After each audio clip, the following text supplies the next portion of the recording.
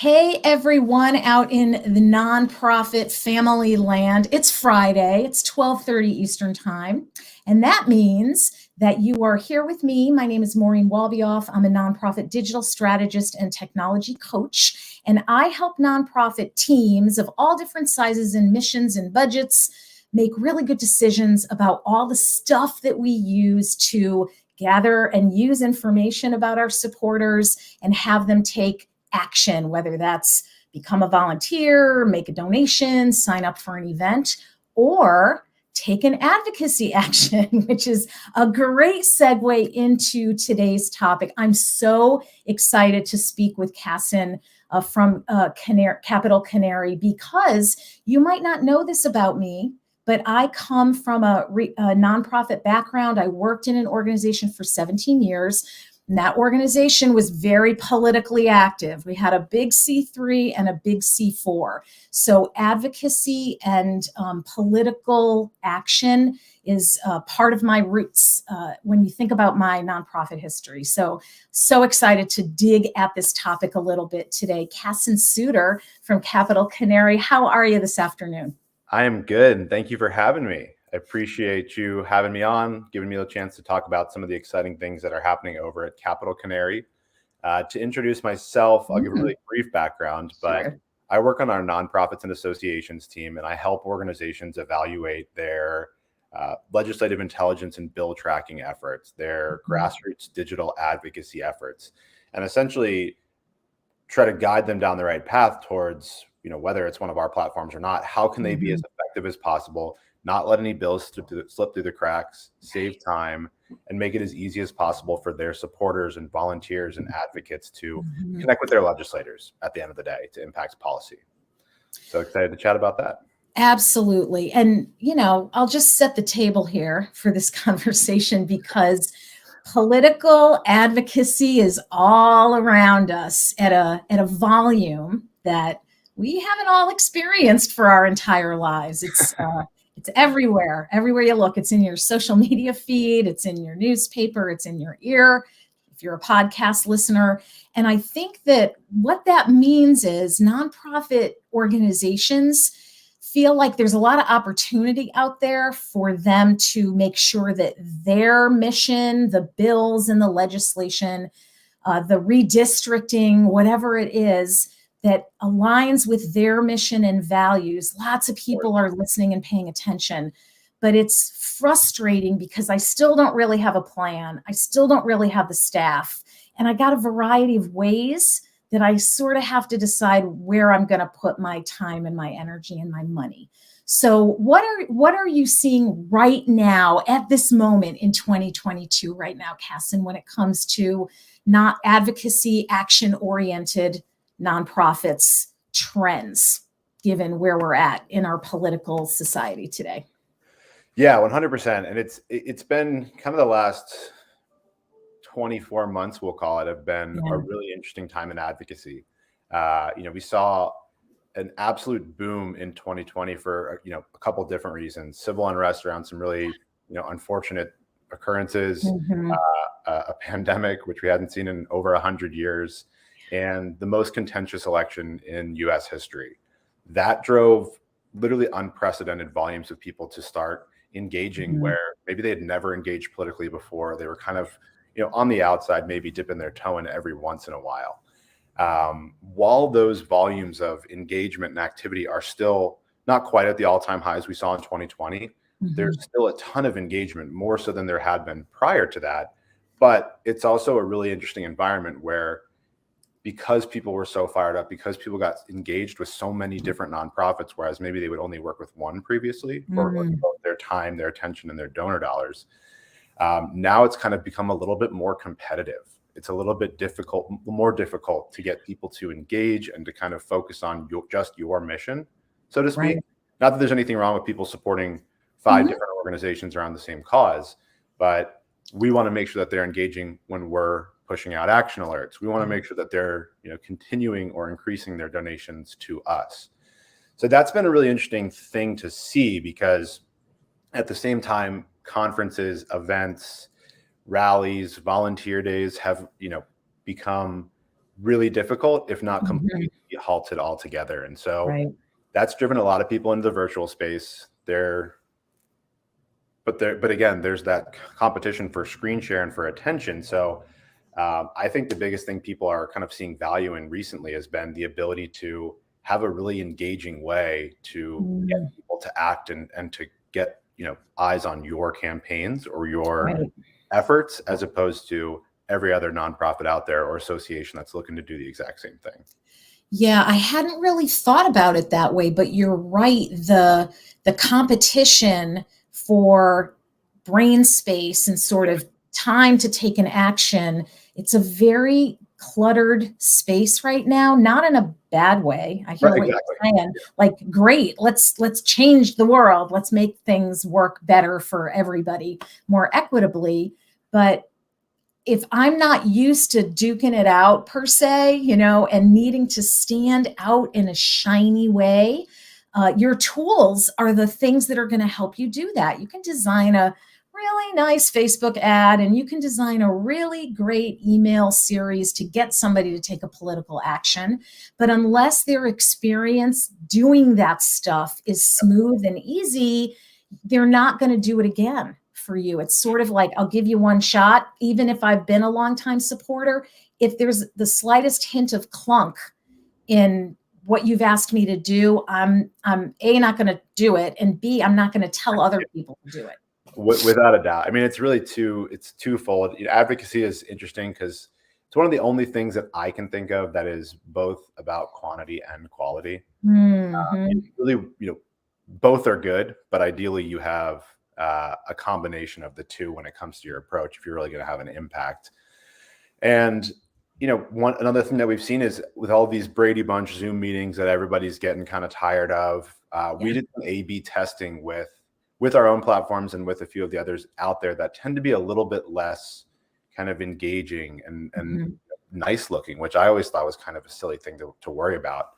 And the difference in terms of conversion, whether it's, same message, same population, same distribution channels, email, text, whatever it was, in some instances, the difference between a really nice, beautiful landing page and a kind of cookie cutter, more drab form was 100 times the conversion rate, which again, that was very extreme examples. I think the average was like 10 to 15 times, but even 10 times the conversion rate is the difference between 100 people and 1,000 people, reaching out to their legislator to make a difference. So I feel people perking up their ears, like numbers don't lie. In testing, that's why you do it.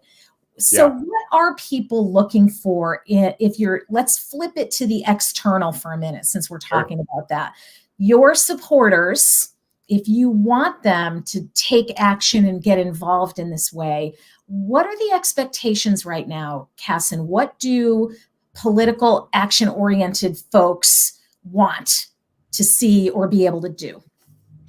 I mean, this has been the case for pretty much the entirety of Phone to Action, which is now Capitol Canary. It's kind of the driving, one of the driving principles is it's literally just got to be easy to use. I mean, we've talked about making things look nice, be branded and customized, and feel like your organization, not some corporation that helped you build this.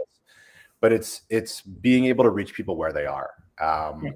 Again, going back to a report we published at the end of 2020, based on the advocacy metrics we saw, the number of people that were engaging mobily, even with everybody, at the height of lockdown, everybody's at home. They're probably a foot away from a laptop. The number of people engaging mobily increased by over 7 times.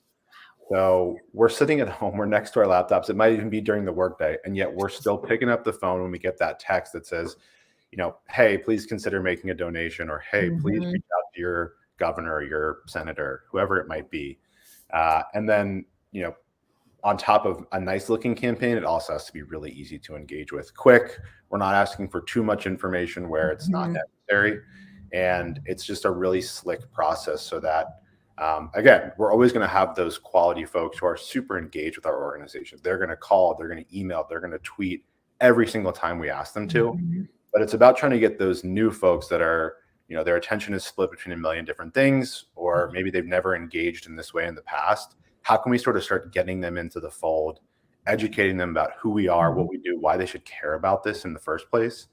And again, those are going to be the people that you need to make this as streamlined and as easy as humanly possible. Mm-hmm. You mentioned different methods of sending your message, right? Sure.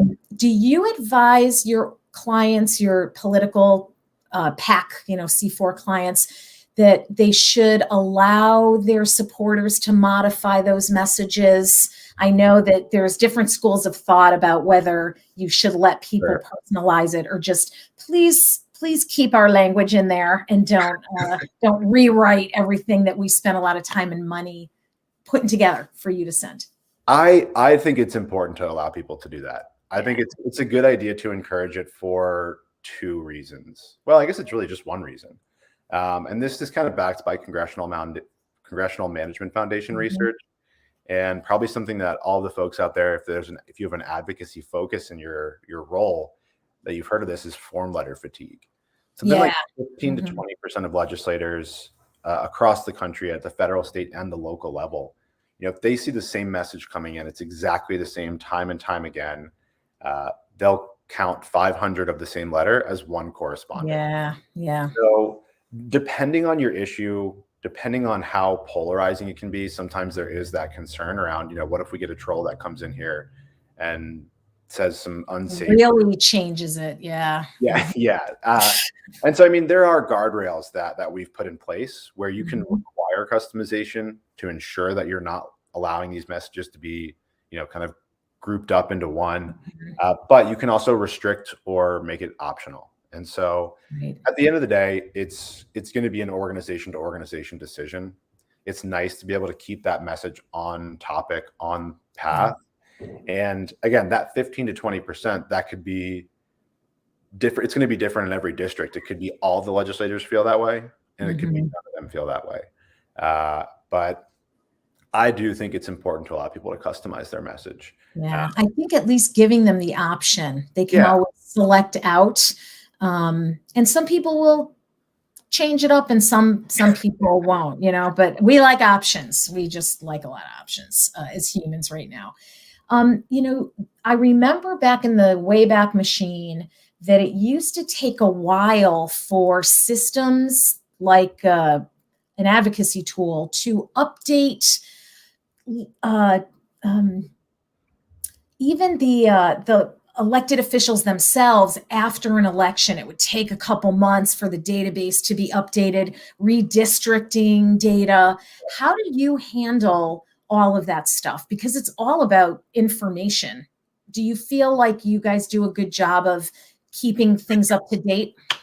Well, I probably wouldn't be a very good representative of my company if I didn't say yes. That was like such a loaded question. I feel terrible for wording it like that. But this year especially, it's not going to be as important as it is, again, for 10 more years, right? There's going to be elections, but with redistricting coming up and kind of rolling out across the states throughout the rest of the year, it is super important. And part of what drove our rebrand from Phone to Action, which was so synonymous with digital advocacy for a lot of people, about a year ago, we acquired two organizations which have really helped us round out our offering as a full government affairs suite of solutions. And the part of one of those acquisitions was a group called Know Who, which some folks on the line might be familiar with.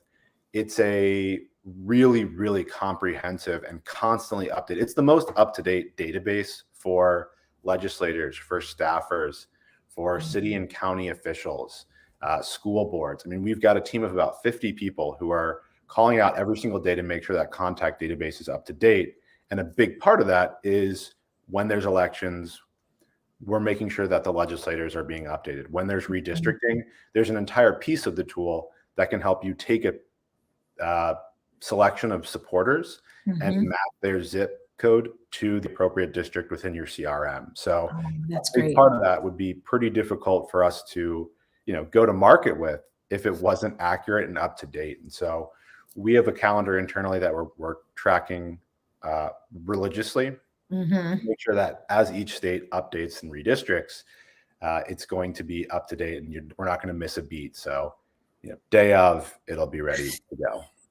That's great, because it was not day of when I was doing this kind of work. It would was really annoying, actually. Like, how long is it going to take to update this stuff? You know, you mentioned data, which is something we wind up talking about on this live stream pretty frequently. Sure. You mentioned CRM too. So does your system, what best practices do you give your clients when it comes to collecting information and then moving it somewhere that, let's say, the fundraising team might be able to use, or the marketing team can also use? No, I'm glad you brought that up, actually. And to quote Congressional Management Foundation research again, one of the big pieces of advocacy is the fact that it's, paramount to the organization, whether you're a nonprofit looking for new supporters and volunteers or an association looking for new members, is that people that engage with your advocacy campaigns are going to be your best possible prospects for donor membership teams, etc. And to get back to the research, it shows that organizations with robust advocacy programs tend to see 7 times the number of donations. They didn't have a stat for new membership, at least not that I saw in the article I read. But there's obviously going to be a similar ratio when it comes to acquiring new members. So on both sides, it really behooves you to have a really, really strong tool that's educating and acquiring more contact information, more information about potential people who might be interested in supporting your cause, whether they do now or not. And so what's great about our platform is it stores and it traps and it logs all that data on the back end. So you can use it in our email and our broadcasting tool, but it also tracks their activity history. And depending on what platforms you use, we've got some direct integrations, but even if it's not one we have an integration with, it's still really easy to get that data from the advocacy tool into your CRM so that the rest of the team can use it. One thing that I've also spoken to a few government affairs teams about, kind of touching back on that communications channel, is the fact that sometimes the communications or the marketing team will be a little bit protective over the communications. And while you don't want to, buck convention and just throw your cares to the wind and ignore their advice, it's also really nice for a government affairs team to have their own kind of owned and controlled method of communicating with supporters, because otherwise you're fighting for screen space. You might get your action alert put at the bottom of the weekly e-newsletter. And so being able to have control over that with some really quick action alerts. And, we're not looking to replace whatever your marketing team or your development team are using, but it can be a very nice complement to whatever the organization already has in place. Yep. And it just requires coordination, right? Like, talk about it. What's marketing sending out? What's advocacy or government affairs sending out? And just start thinking about all of this stuff as our supporters and our messaging. You don't have to hand off your marketing for your political organizing messaging. It doesn't matter whose hands do that, really, as long as the message is right and the timing is right and the audience is right. And the way I've found, Cassin, to make that happen, to start to build those bridges internally, if none exist, is by thinking about the whole life cycle. And if somebody comes in as an advocate, what are we trying to convert them to? And where does the data need to go to make it easy for the next person to make that happen? Instead of whose names are these, which I've been in those conference rooms and they're not fun because I've been on calls with organizations and they're having those conversations in front of me, and I'm like, maybe we can table this until turfiness. Your high tide raises all boats, and the beauty part is that an organization can assemble the pieces, the functionality and the tools and things, as long as there's decent business rules around how to use that information and how to work together. I see too many times folks trying to jam themselves into a single system. And everybody has to make giant compromises and nobody's happy sometimes. If you can, bolt on the right thing with the right strategic thinking, it can make getting that ask to market much more expeditious, let's say. And advocacy stuff can grow your email list. It's a great way to get new names into your database to do other things with. And it's also about kind of diversifying the way that people can engage. So, you don't want to overindulge in your text broadcasting, let's say. Then it just becomes the new email. We've all got 3,000 unread emails in some inbox we never check. But how many of us have, more than a couple unread text messages, which maybe came in during this broadcast? Right. I have 2 unread texts. That's it. And they were 2 minutes ago. So it's nice to have that option. And what's also great is that the texting piece, while a lot of organizations, some will and some don't have it in place, it is insanely powerful in terms of what it can do to get in front of people, whether your kind of target audience or group of supporters are people that sit behind a desk and can check their email throughout the day, or they're on the go, they work in a restaurant or on a farm or whatever it might be. It's huge to be able to kind of cut through all those other spam emails they get and just go right to the text. It's got a 99% open rate, got a 35 to 40% click-through rate. And, when it comes to at least advocacy, we've seen pretty much overnight a 7 times increase in engagement on advocacy campaigns when we're adding texting to what was previously just an email. And what's nice is, that tool can be shared. We built it to mobilize people towards your advocacy alerts, your advocacy campaigns rather. But I've heard some really cool stories about development teams putting in donor page links or volunteer sign-up links. I mean, it's completely customizable. You can use it to whatever department feels the need or feels like they would value from it. So it's a great way to get texting into your organization, I think, because so many folks aren't even collecting cell numbers, just generally speaking on a donation form. Even if you have no plan, don't know how you're going to pull this off, start collecting the cell phone numbers. Just start, especially for associations, Cassin, where my membership with this association is through my employer. If all you have is my work email address and I leave and I go to another employer who also could be a member, you've lost your ability to connect with me.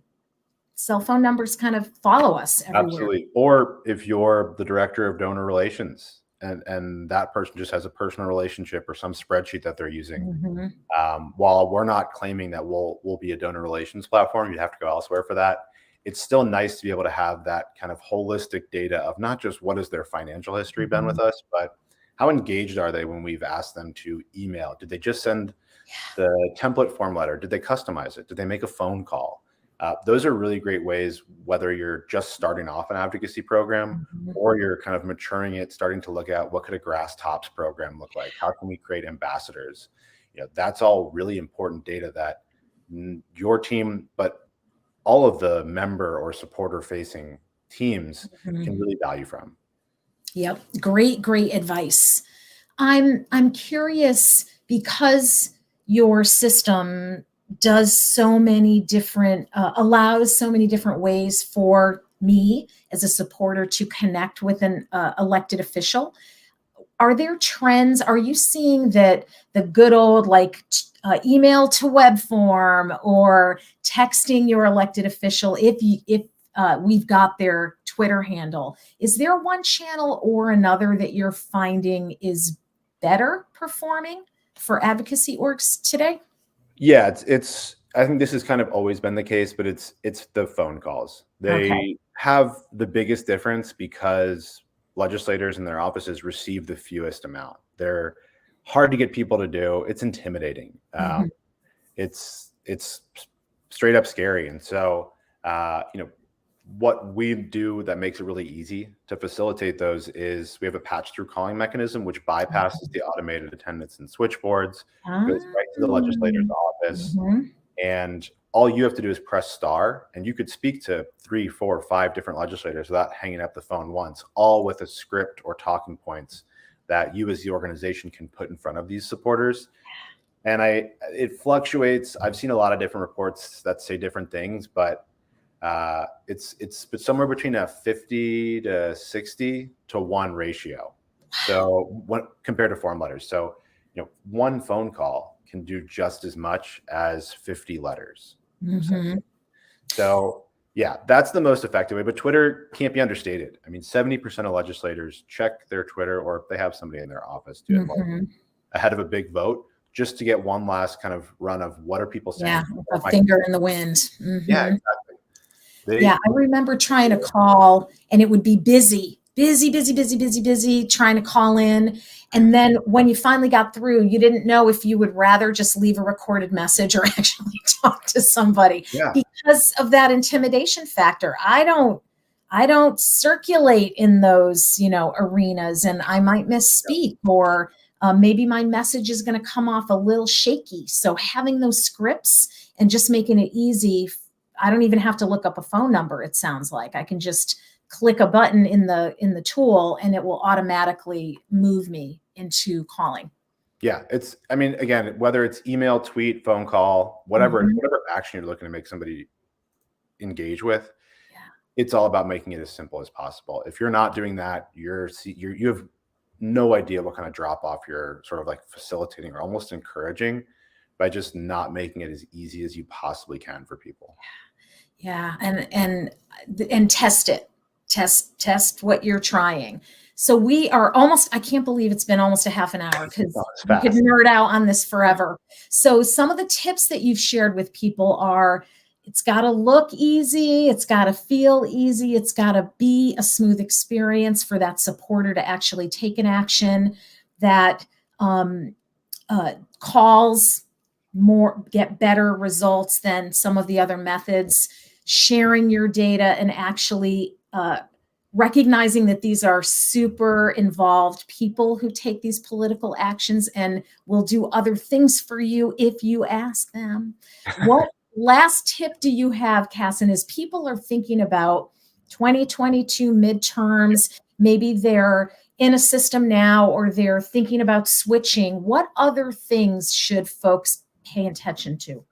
Yeah, I think one thing that I had meant to talk to you, but this went way faster than I thought it did, is for whether you're looking to increase your advocacy network and grow that list, or you're just looking to continually engage people so they don't forget about you with a million other things demanding their attention, this is an absolutely huge year for just the simple fact that there's an election coming up. And so what we're seeing a lot of organizations, nonprofits and associations alike, whether or not their cause is related to voter restriction bills or anything in that world, is we have a really cool campaign type that allows people to really quickly and easily find out if they're not sure or if they don't know if they're registered to vote. They can quickly and easily pop in a few details about themselves. We'll help them figure out, yes, you are registered. No, you're not. Here's how you can get registered. Here are the candidates in your district. And here's your polling center, which could be changing based on the redistricting as well. And the beauty of it is it's just like our advocacy campaigns. They're brandable, they're easy to use, and it's just a really topical way. Again, whether your cause is trying to cure cancer or save the whales, it's still a nice resource to be able to provide to new or existing supporters alike who just moved, like myself. I actually used the campaign myself because I just moved from DC to Baltimore. I was like, how do I get registered to vote in Maryland? So the other nice part of that is you're collecting that contact information. They become an advocate that you can call on in the future. So it's all about the data. It's all about the data. I love that Get Out the Vote application because you're right. Everybody should want everybody to register and be able to vote. It's part of living in America. And it affects every issue, every industry. At some point or another, those legislators are going to vote on a bill that touches something that you are promoting or fighting. So, yeah. I can't think of a better message to sort of wrap this up on. So for folks who are watching live or people who are watching us recorded on LinkedIn or my YouTube channel or on good old Facebook, I've popped some contact information for Cassin into the chat. So please get a hold of him if you've got questions or want to learn more about how to level up your own advocacy efforts inside your organization. Next week, we'll talk about next week, the 25th, the last Friday of the month, I'm going to be doing a solo coaching session, and I am going to help you figure out what to do about all of the complaints that you hear or maybe you participate in around your nonprofit technology. It's fast, it's actually kind of fun, and it gets everybody in your organization who has kept lists of things I hate about my current systems and start to look at things together and focus on the right steps to fixing it. So I'm going to walk you through a tool that I use and sort of train you up on how to unpack all of those things you don't want to listen to anymore and actually do something about those things. So I hope to see you here 12:30 Eastern Time next Friday, the 25th. Cassin, it's always a pleasure to connect with you. Thanks so much for coming on today. Yeah, thank you for having me. And to echo Maureen's point, feel free to reach out directly. I think my email will be in that contact field. Yeah. Would love to chat with anyone and everyone, whether it's advocacy, bill tracking, whatever questions you have. Happy to help. Great. All right, Cassin, have a good long weekend, and we'll catch everybody next week. Thanks so much. Thanks. Bye, folks.